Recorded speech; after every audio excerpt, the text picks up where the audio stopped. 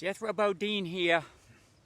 I'm going to take you on a hike to this really cool log cabin I found in the woods. But I got to tell you, people are being so unfair to Jeep. He don't have a phone or what he calls a texting machine. They'd be blowing up my phone like, is Beth on the market? Is Beth on the market? I'm like, what's going on here? What's going on here? He said, have you seen his farmer Jeep? What he's saying about Bev? He's saying it about Bev, his second wife, not Beth.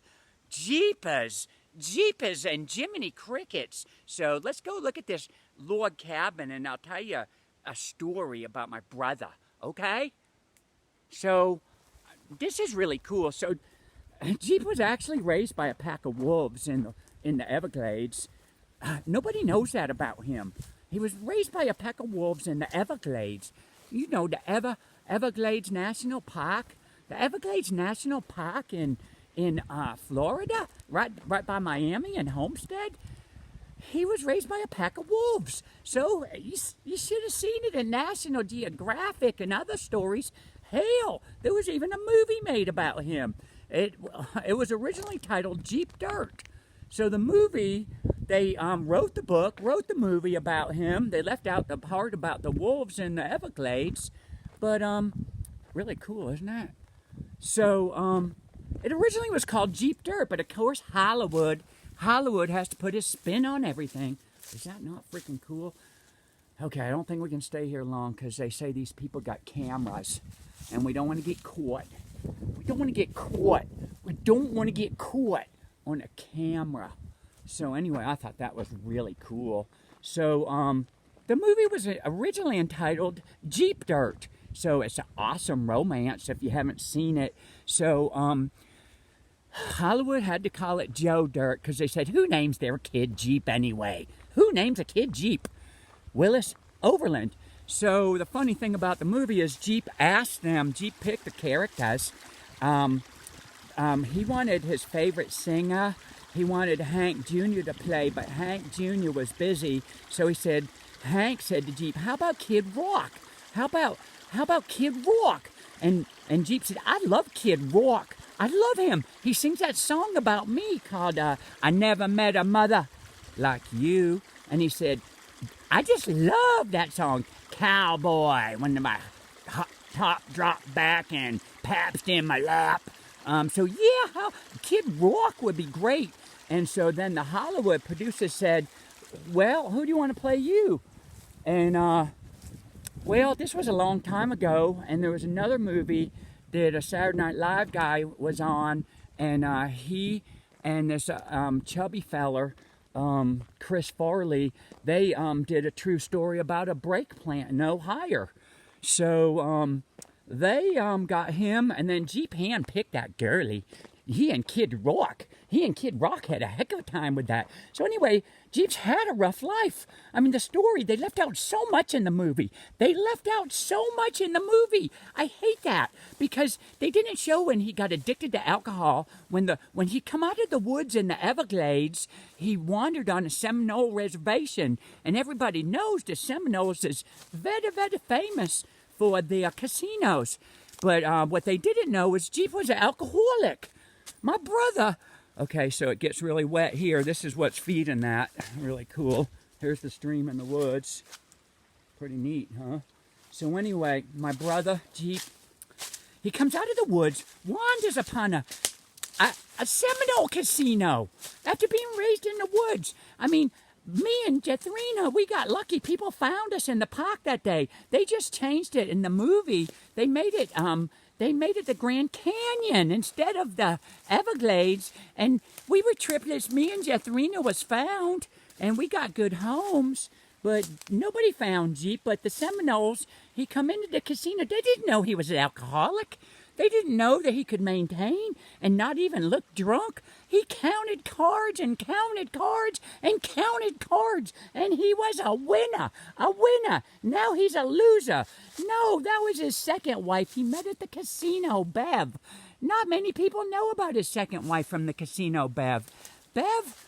Oh, Bev, he married her. He was drunk. Jeep was drunker than a skunker. And then he had to get it nullified or denullified or de-interrogated. So anyway, now you know the story about my brother. Poor Jeep. He's not talking about Beth. He's talking about Bev. And everybody knows that. Look at this old wall. Isn't that cool? That first wife was a cheating hooah. Everybody in our family, oh my goodness, God, that dyslexia. Everybody in my family tried to warn him not to marry that circus girl. God, she was a cheater.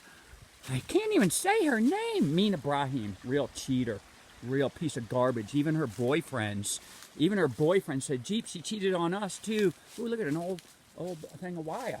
Look at that, a whole roll of old wire. So anyway, real cheetah. They said I can't say her boyfriend's name, John Nelson Caudill, nickname John. He said, Jeep, you need to get CSI to come in and give you those tests. He said, it's a real crime that she cheated on you and had 2 kids, and he just raised them as his own.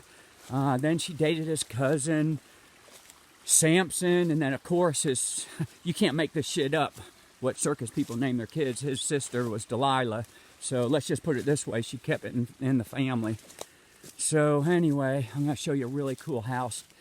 Now my brother Jeep thinks this is an old Shiner house in the woods. Okay, hold on, we're going to come around the corner and you'll see it. Ooh, prickers. I hate prickers. Anyway, long short of it, I think they have cameras too.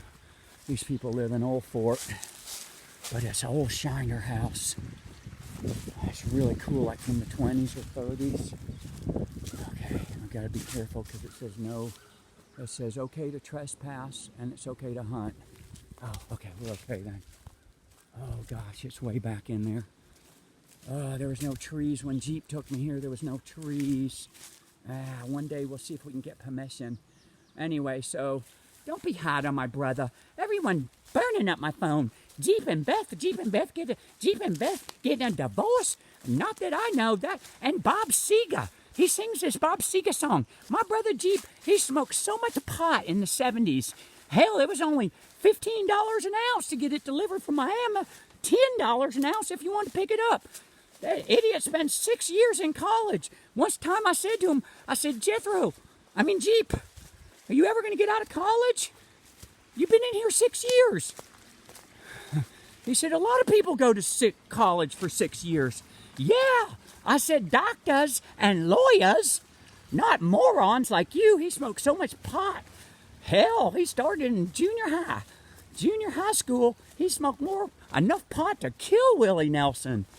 Anyway, so when the leaves fall off the trees, they do that once a year up here. I'm a Florida boy running my charter boat, headed back to Boston.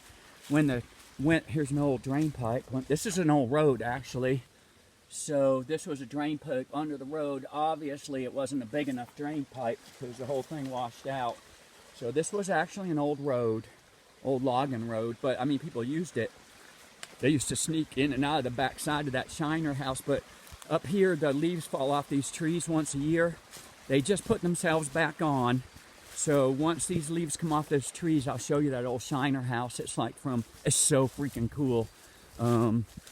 It's so freaking cool. But anyway, don't be hard on Jeep.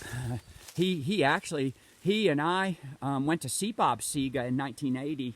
Got a real funny story to tell you about Bob Seger. But Jeep was so stoned, he probably don't remember. It was me and Jeep and Jethrina and Kenny Grimes and Paul Hanlon and Matt and Brian Malkin coming to you from Appalachian, America. The neighbor always said to Jeep, well, he's dead now, Buck, he used to say, Jeep, I wish you would die so I could have Beth. No, they ain't getting a divorce. He's talking about Bev, his second wife. See ya.